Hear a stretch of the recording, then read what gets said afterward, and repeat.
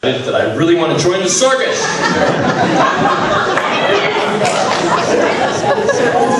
But sadly, I've already signed my contract with the Army. So I'm leaving August 14th for Fort Benning, Georgia. There I'll be attending basic training and infantry school. I'll be coming back around Thanksgiving for 2 weeks, and then who knows where I'm going, wherever the Army sends me, I guess.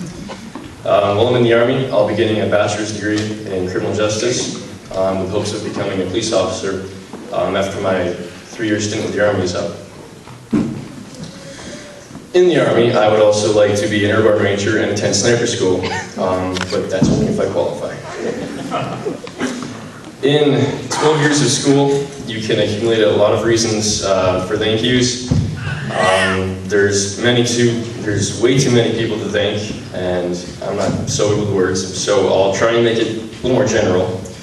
I'd like to thank everybody who makes CFA possible, all the volunteers, especially those people who I've never even met who make this possible, and I don't even know your names, so thank you. So over here, thank you. And those people who I do know, especially all the teachers for putting up with all of us, because I know we made it tough for you on purpose. Thank you guys. I'd especially like to thank Pastor Rick. I don't know if he's here. Is he here? Well, I'd like to thank him for apologetic class and the speeches. That's really an opportunity that homeschoolers would never have if they weren't at CFA. And he got us out of our comfort zone, and he prepared us for this kind of stuff. So I really like to thank him for that. On the note of CFA, I come from Star Lake. It's a tiny little town about an hour away from here. And for the past 3 years, I've been the only homeschooled kid there. So there's not many friends you can have when everybody else is in school all day. So coming here and having CFA available has really helped me make some friendships with Christian people my own age. So I really appreciated it. Up here in Madrid, there's a lot more homeschooled families. So the people from Madrid attending might not appreciate it as much, but it really meant a lot to me to have CFA available. I'd also like to thank my mom and dad for homeschooling me for the past 6 years. I really never liked it much, but you guys, again, put up with me and you got me through it. Thank you. I know it took a lot of time and effort, a lot of extra time and effort, and I know you did it because you loved me, and so you wanted what was best for me, so I really want to thank you guys for that. And looking back, homeschooling wasn't all that bad.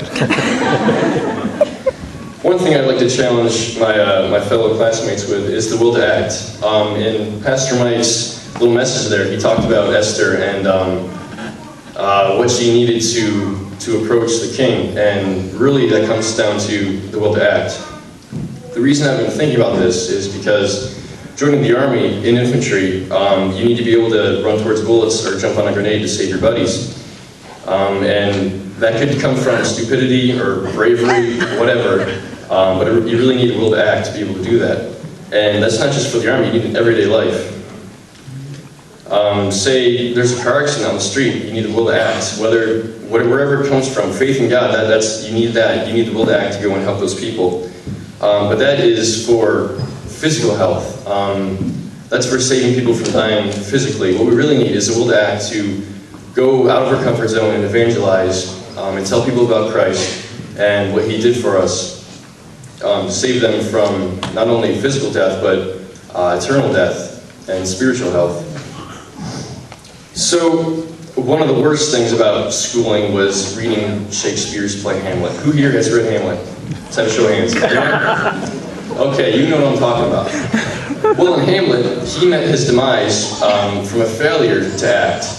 So that's definitely not what we want. If you look around in America, it's still the land of opportunity, but it has degraded quite a bit. And I think the reason is because we young Christians have slacked off in our responsibility to shape up America and our country to what we want it to be and what it should be. So we really need to will to act, whether it be politics or whatever you guys can do to help America get back on the right track. We really need to get America going the right way. And I would also like to thank Mrs. Kwan for letting me use her desk about 10 minutes ago to write my speech.